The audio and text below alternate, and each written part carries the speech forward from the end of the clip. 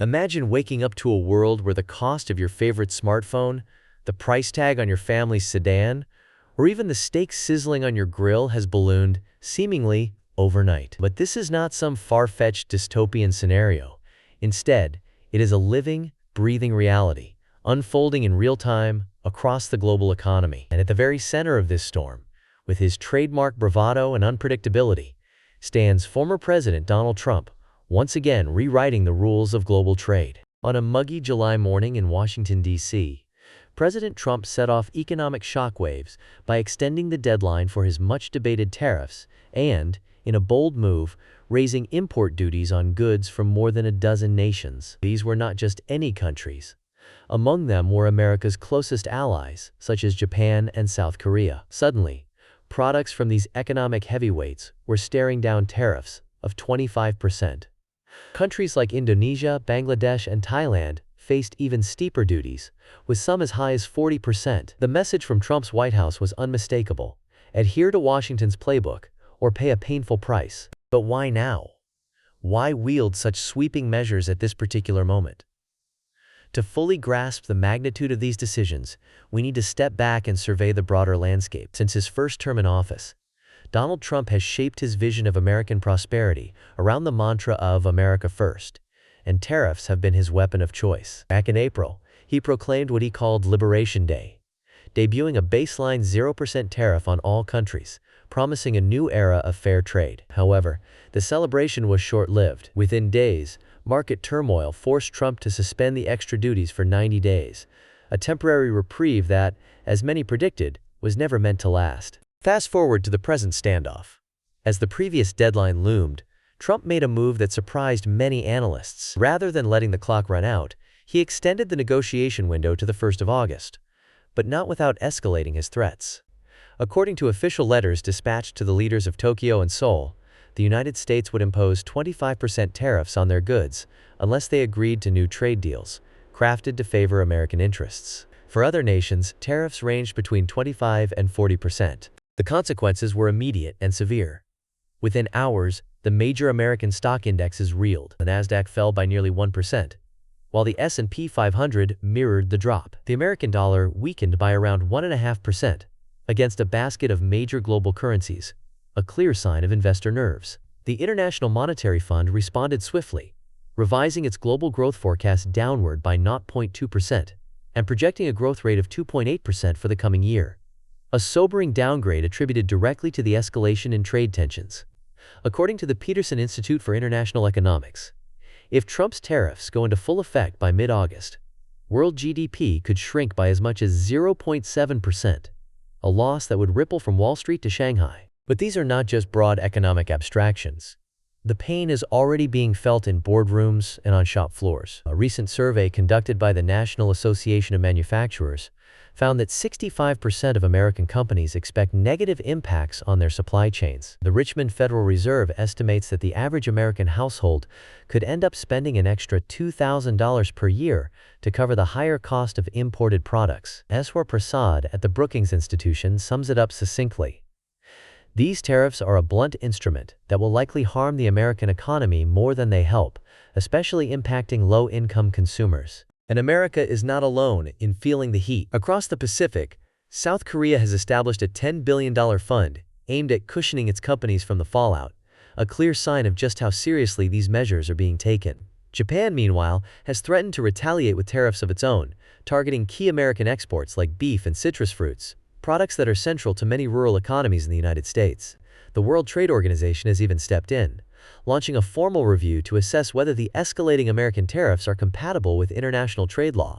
The legality of Trump's approach is now under global scrutiny, adding another layer of uncertainty for businesses and policymakers alike. Yet, in typical Trump fashion, the door to negotiation remains slightly ajar. When pressed by journalists, he declared, "I would say final, but if they call with a different offer, and I like it, then we'll do it." It is a high-stakes game of brinksmanship, with the rest of the world left guessing where the line truly lies. This uncertainty is not just a headline.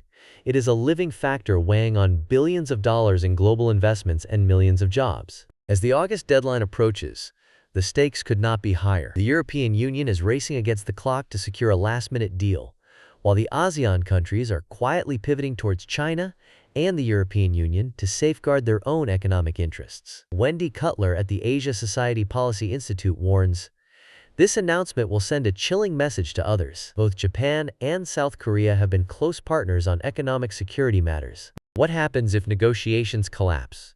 Will Trump's tariffs spark a cascade of retaliation, plunging the world into recession? Or will other nations capitulate, handing the United States unprecedented leverage in the new chapter of global trade? The answers are anything but clear, and the next moves could reshape the economic landscape for years, perhaps even decades, to come. Let us dig deeper into the possible futures as the August deadline looms and the world braces for impact. The global economy today resembles a high-stakes chessboard, with each country plotting its moves amid mounting uncertainty. On one possible trajectory, these tariffs spiral out of control. If more nations respond with barriers of their own, be it tariffs, quotas, or regulatory hurdles, the global economy could suffer a severe setback. The Peterson Institute for International Economics warns that if all the tariffs are enforced by mid-August, world GDP could contract by nearly 1%. That is not just a blip, it is a seismic shock, echoing through markets from New York to Frankfurt to Tokyo. Already, stock markets have felt the tremors.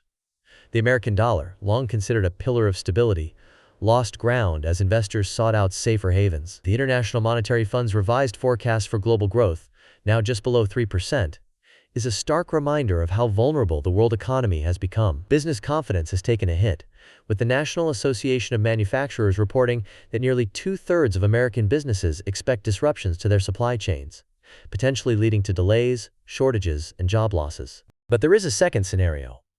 If negotiators manage to hammer out a compromise at the 11th hour, some tariffs might be reduced or postponed. Such an outcome would relieve pressure on global trade, calm jittery markets, and spare families the pain of higher grocery bills and steeper prices at the gas pump. It would also serve as a testament to the enduring power of diplomacy, showing that even in an era of nationalism and confrontation, dialogue can still triumph over brinksmanship.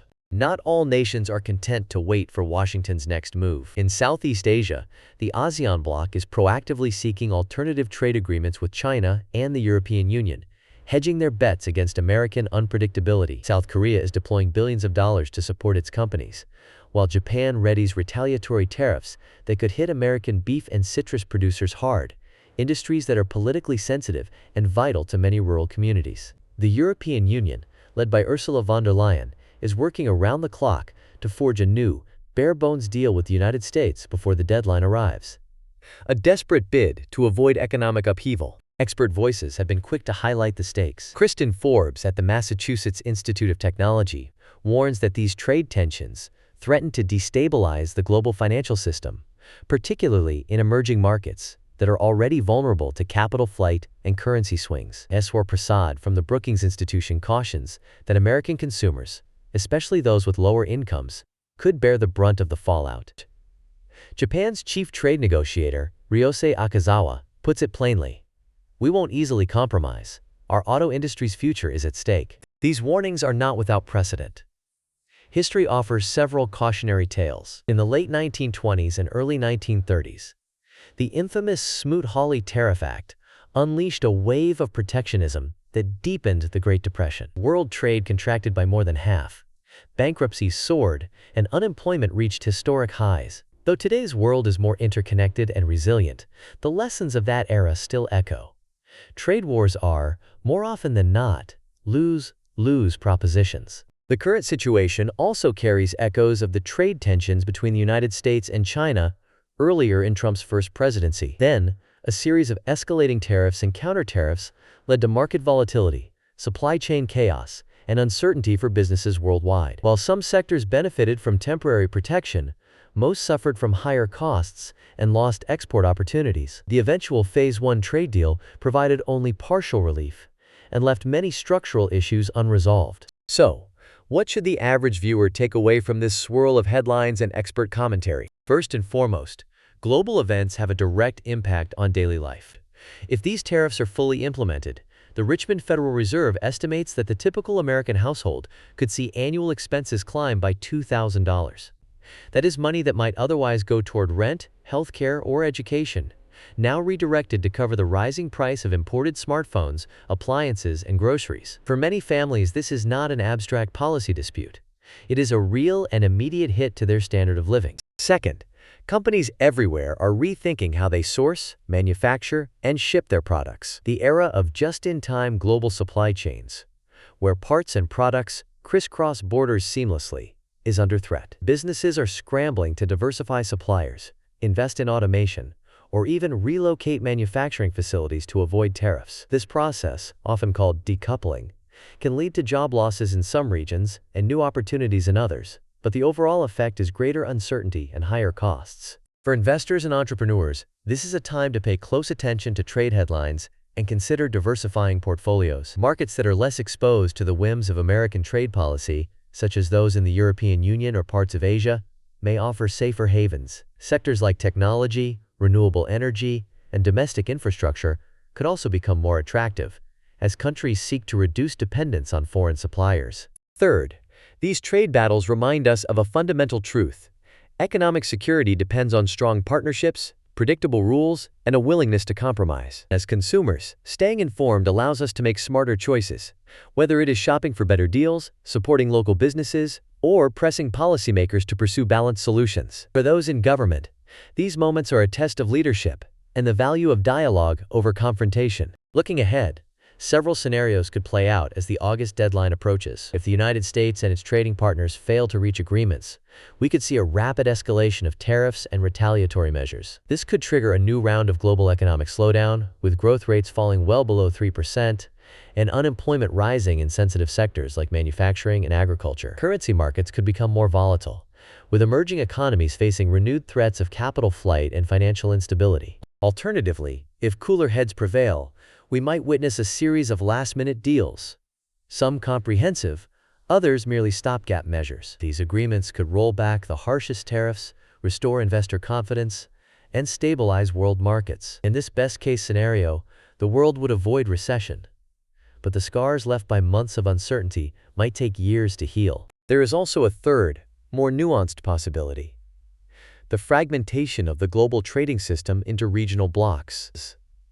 As ASEAN countries deepen ties with China and the European Union, and as the United States forges new bilateral deals, the era of a single, unified global market may be fading. Instead, we could see the emergence of rival trade zones, each with its own rules, standards, and priorities. This would make global commerce more complex and potentially less efficient, but also more resilient to shocks in any one region. It is worth noting that, behind the scenes, some countries are taking advantage of the American focus on tariffs to strike their own deals and expand influence. China, for example, has ramped up its Belt and Road Initiative investments in Southeast Asia and Africa, offering infrastructure, technology, and access to its vast market. The European Union is fast-tracking trade agreements with countries eager to hedge against American volatility.